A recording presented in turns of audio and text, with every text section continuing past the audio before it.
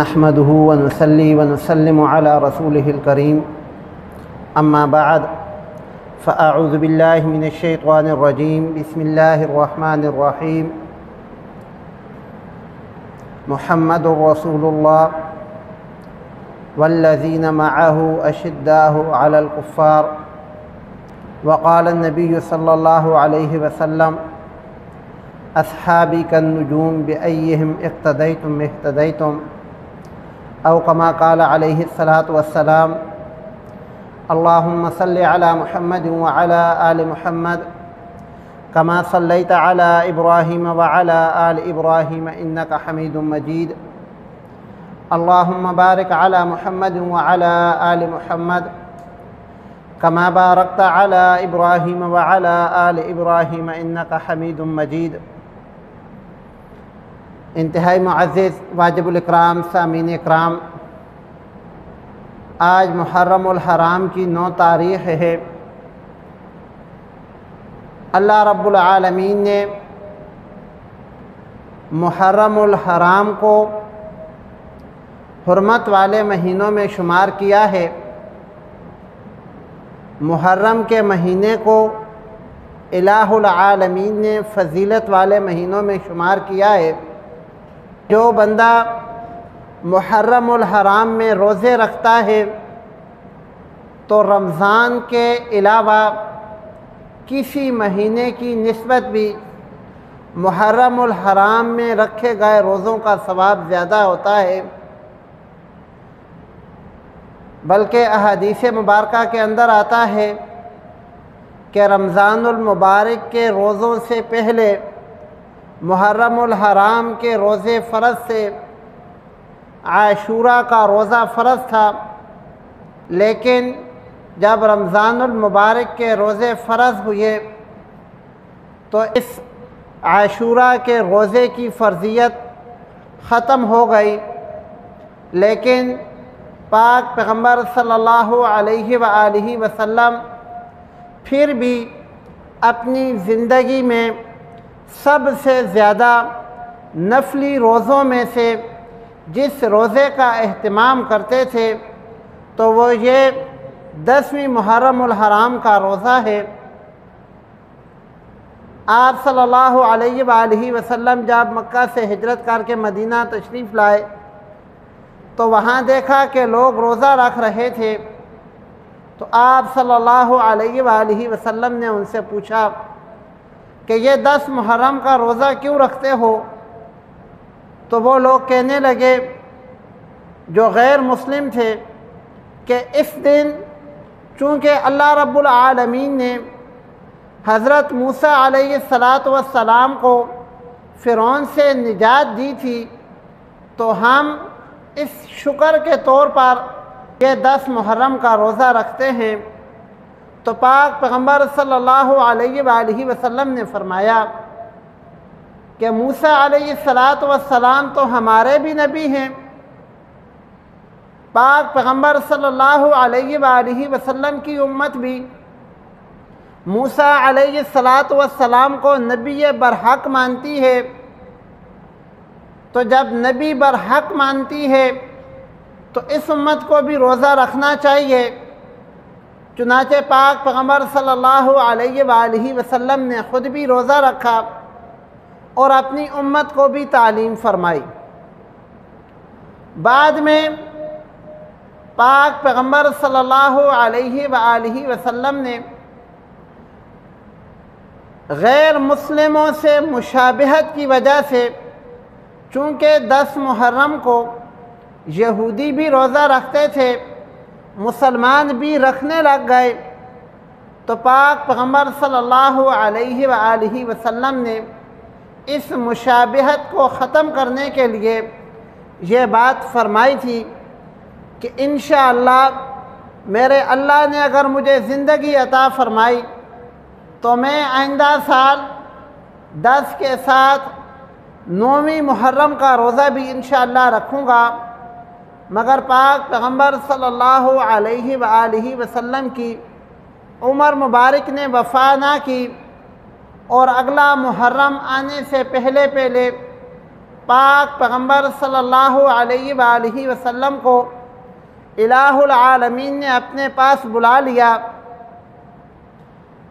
تو محرم الحرام کے روزوں کی بہت زیادہ فضیلت ہے۔ 10 محرم کے روزے کی بھی فضیلت ہے، 9 محرم کے روزے کی بھی فضیلت ہے،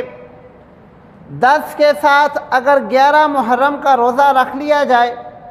اس کی بھی فضیلت ہے۔ ان کی فضیلت علیحدہ ہے۔ اس کے علاوہ اگر کوئی بندہ محرم کے روزے رکھتا ہے، 9ویں 10ویں اور 11ویں محرم کے علاوہ بھی اگر کوئی بندہ روزہ رکھے گا محرم کے مہینے میں، تو رمضان المبارک کے بعد سب سے زیادہ ثواب اسی مہینے میں روزے رکھنے کا ہے۔ محرم الحرام کو اللہ رب العالمین نے اس کائنات کے وجود کو بھی ختم کرنا ہے۔ احادیث مبارکہ کے اندر آتا ہے کہ پاک پیغمبر صلی اللہ علیہ وآلہ وسلم کے ارشاد کا مفہوم ہے کہ یہ دنیا بھی محرم ہی کے مہینے میں ختم ہوگی۔ اس کے علاوہ بھی محرم کے اندر بہت سارے اسلامی ایسے واقعات رونما ہوئے ہیں کہ ہر ایک واقعہ اسلام کی شان، شوکت اور عظمت کو بڑھاتا ہے، اور جو سب سے زیادہ مشہور واقعہ ہے محرم کے اندر وہ سیدنا حضرت حسین رضی اللہ تعالی عنہ کی شہادت کا ہے۔ سیدنا حسین رضی اللہ تعالی عنہ پاک پیغمبر صلی اللہ علیہ وآلہ وسلم کے نواسے ہیں۔ پاک پیغمبر صلی اللہ علیہ وآلہ وسلم کی بیٹی حضرت فاطمہ الزہرا رضی اللہ تعالی عنہا کے بیٹے ہیں، اور پاک پیغمبر صلی اللہ علیہ وآلہ وسلم کے چچا زاد بھائی حضرت علی رضی اللہ تعالی عنہ کو بیٹے ہیں۔ حضرت حسین رضی اللہ تعالی عنہ کی شہادت کے بارے میں پاک پیغمبر صلی اللہ علیہ وآلہ وسلم نے اپنی عمر مبارک میں ہی بتا دیا تھا، اور ان کے بڑے بھائی حضرت حسن رضی اللہ تعالی عنہ کے بارے میں بھی پاک پیغمبر صلی اللہ علیہ وآلہ وسلم نے فرمایا تھا کہ میرے اس بیٹے کی وجہ سے الہ العالمین میری امت کے 2 بڑے گروہوں کو یکجا کر دیں گے، ان کا اختلاف ختم کر دیں گے۔ چنانچہ حضرت علی رضی اللہ تعالی عنہ کی شہادت کے بعد مسلمانوں کے خلیفہ، مسلمانوں کے حاکم، مسلمانوں کے فرما روا حضرت امیر معاویہ رضی اللہ تعالی عنہ اور حضرت حسن رضی اللہ تعالی عنہ، یہ 2 حضرات بنے۔ حضرت حسن رضی اللہ تعالی عنہ نے 6 ماہ کے بعد سیدنا امیر معاویہ رضی اللہ تعالی عنہ کے حق میں خلافت سے دستبرداری کا اعلان کر دیا، اور یوں پاک پیغمبر صلی اللہ علیہ وآلہ وسلم کی کہی ہوئی یہ بات کہ میرے بیٹے حضرت حسن رضی اللہ تعالی عنہ اس امت کے 2 بڑے گروہوں کے اختلاف کو ختم کرنے کا سبب بنیں گے۔ یہاں پر ایک گروہ حضرت حسن رضی اللہ تعالی عنہ کی قیادت میں تھا، دوسرا حضرت امیر معاویہ رضی اللہ تعالی عنہ کی قیادت میں تھا۔ جب حضرت حسن رضی اللہ تعالی عنہ نے حضرت امیر معاویہ رضی اللہ تعالی عنہ کی خلافت کے حق میں دستبرداری کا اعلان کیا، تو آپ صلی اللہ علیہ وآلہ وسلم کی کہی ہوئی یہ بات سچ ثابت ہوئی، اور مسلمانوں کے یہ دونوں گروہ ایک امیر کے نیچے متفق ہو گئے، اور وہ امیر سیدنا امیر معاویہ رضی اللہ تعالی عنہ تھے۔ حضرت امیر معاویہ رضی اللہ تعالی عنہ کا انتقال ہوا تو ان کے بیٹے یزید جو ہے وہ تحت نشین ہوئے، اور انہوں نے ایک خط اس وقت جو مدینہ کے حاکم تھے ان کو لکھا کہ 3 آدمی آپ کے پاس ایسے ہیں کہ ان کو فوراً میرے ہاتھ پر بیعت کرنے کے لیے میرے پاس لاؤ۔ وہ 3 آدمی کون سے تھے؟ ان 3 آدمیوں میں ایک نام سیدنا حضرت حسین رضی اللہ تعالی عنہ کا تھا، دوسرا نام عبداللہ بن عمر رضی اللہ تعالی عنہ کا تھا، تیسرا نام عبداللہ بن زبیر رضی اللہ تعالی عنہ کا تھا۔ چنانچہ جب یہ یزید کا فرمان وہاں پہنچا تو حاکم نے ان کو بلایا، ان کے سامنے یہ خبر رکھی کہ امیر معاویہ رضی اللہ تعالی عنہ اس دنیا سے جا چکے ہیں، اب ان کا بیٹا یزید تحت نشین ہوا ہے، اور اس کا یہ فرمان ہے، یہ حکم ہے کہ آپ اس کے ہاتھ پر بیعت کر لو۔ حضرت حسین رضی اللہ تعالی عنہ نے انا للہ و انا الیہ راجعون پڑھا۔ حضرت امیر معاویہ رضی اللہ تعالی عنہ کی جدائی کا صدمہ ہوا، لیکن یزید کے ہاتھ پر بیعت کے بارے میں خاموش رہے۔ عبداللہ بن زبیر رضی اللہ تعالی عنہ کے سامنے جب یہ بات آئی تو انہوں نے مناسب یہی سمجھا کہ وہ اس وقت اپنے شہر کو چھوڑ کر چلے جائیں۔ چنانچہ حضرت عبداللہ بن زبیر رضی اللہ تعالی عنہ مدینہ منورہ سے نکل کر مکہ مکرمہ ہجرت کر گئے، راتوں رات وہاں سے نکل گئے۔ پھر حضرت حسین رضی اللہ تعالی عنہ نے بھی ارادہ کیا کہ میں بھی یہاں سے چلا جاؤں، مکہ مکرمہ جا کر رہ لوں گا۔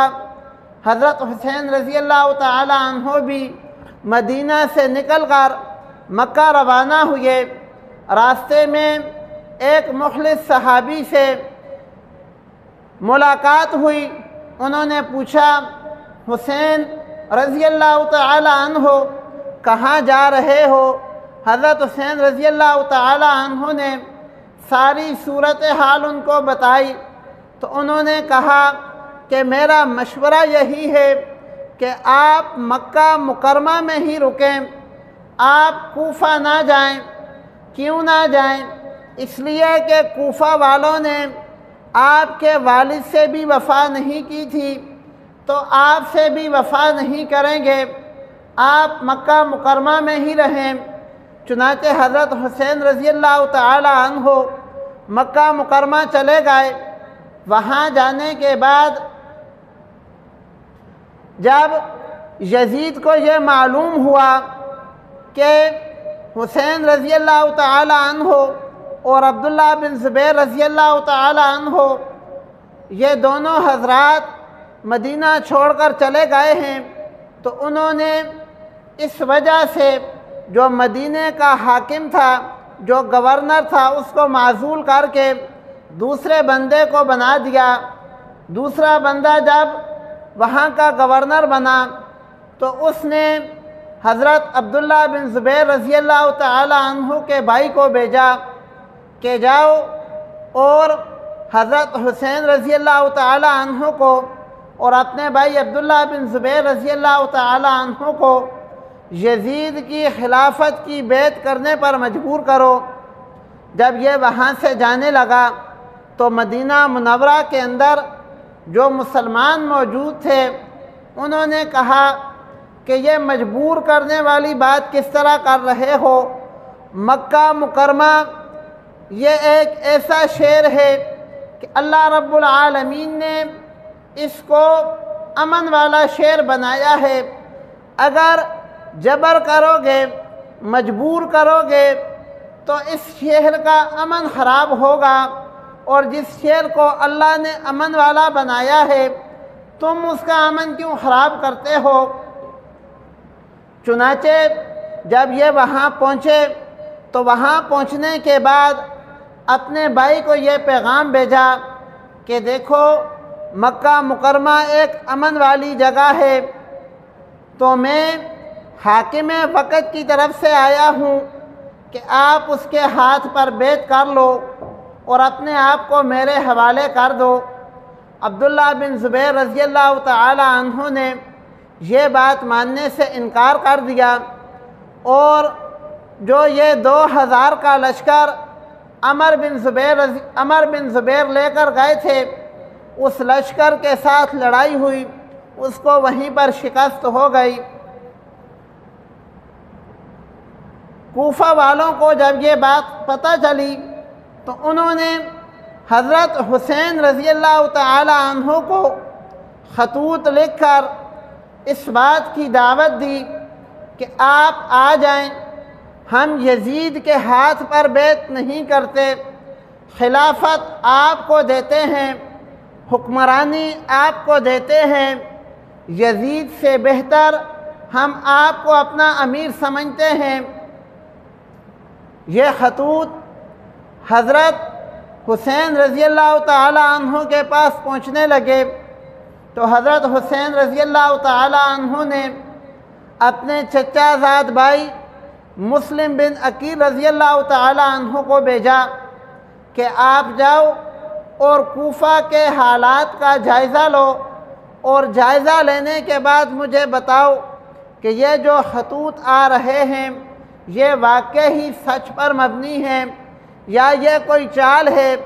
آپ اپنی آنکھوں سے جا کر دیکھو، خود مشاہدہ کرو اور مجھے بتاؤ۔ چنانچہ مسلم بن عقیل رضی اللہ تعالی عنہ کوفہ جاتے ہیں، وہاں جا کر خود اپنی آنکھوں سے معائنہ کرتے ہیں تو کوفہ کے جو لوگ تھے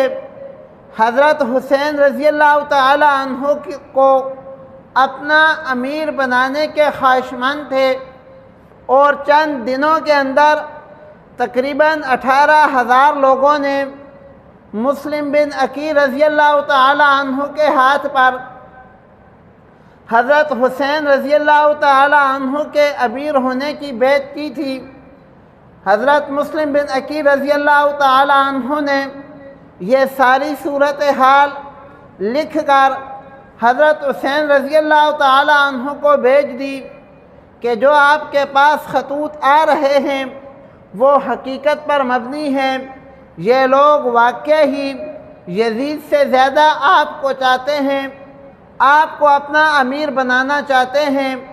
آپ کو اپنا حاکم اور خلیفہ دیکھنا چاہتے ہیں۔ یہ خط جب حضرت حسین رضی اللہ تعالی عنہ کو پہنچا، حضرت حسین رضی اللہ تعالی عنہ نے مکہ مکرمہ سے کوفہ جانے کا ارادہ کیا تو وہاں پر جو صحابہ اکرام رضوان اللہ تعالی علیہم موجود تھے انہوں نے منع کیا کہ آپ کوفہ نہ جائیں۔ ان منع کرنے والے صحابہ میں بڑے بڑے نام آتے ہیں، عبداللہ بن عباس رضی اللہ تعالی عنہ کا نام آتا ہے، حضرت حسین رضی اللہ تعالی عنہ کے بھائی محمد بن عنفیہ کا نام آتا ہے، اور دیگر صحابہ اکرام رضی اللہ تعالی عنہم نے حضرت حسین رضی اللہ تعالی عنہ کو اس بات پر قائل کرنے کی کوشش کی کہ آپ یہاں سے مکہ کو چھوڑ کر کوفہ نہ جائیں، لیکن حضرت حسین رضی اللہ تعالی عنہ نے یہ جواب دیا کہ دیکھو اس وقت مسلمانوں کو ان کے امیر کی ضرورت ہے، حاکم کی ضرورت ہے۔ اگر مسلمانوں کا حاکم، مسلمانوں کا امیر کوئی ایسا بندہ بن جائے گا جو شریعت کا مکمل تابعدار نہیں ہوگا تو مسلمانوں کا بھی نقصان کرے گا، مسلمانوں کا جو ملک ہوگا اس کا بھی نقصان کرے گا، ایمان کا بھی نقصان کرے گا۔ چنانچہ حضرت حسین رضی اللہ تعالی عنہ مکہ مکرمہ سے روانہ ہو گئے۔ ادھر جب یہ یزید کو اطلاع ملی کہ مسلم بن عقیل رضی اللہ تعالی عنہ میری ہی سلطنت میں آ کر، میرے ہی شہر میں آ کر میرے ہی خلاف حضرت حسین رضی اللہ تعالی عنہ کی بیعت لے رہا ہے، تو اس نے اپنا آدمی بھیجا کہ مسلم بن عقیل کو گرفتار کر کے لاؤ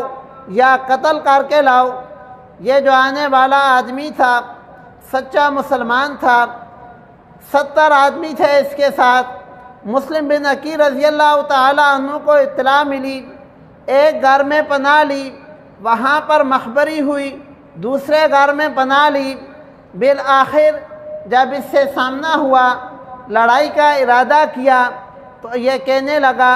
کہ مسلم بن عقیل لڑائی کیوں کرتے ہو؟ ہم آپ کے چچیرے بھائی ہیں، لڑنے کی کیا ضرورت ہے؟ ہتھیار پھینک دو، ہم آپ کو یزید کے دربار میں لے جائیں گے، بات چیت ہو جائے گی، مسئلہ حل ہو جائے گا۔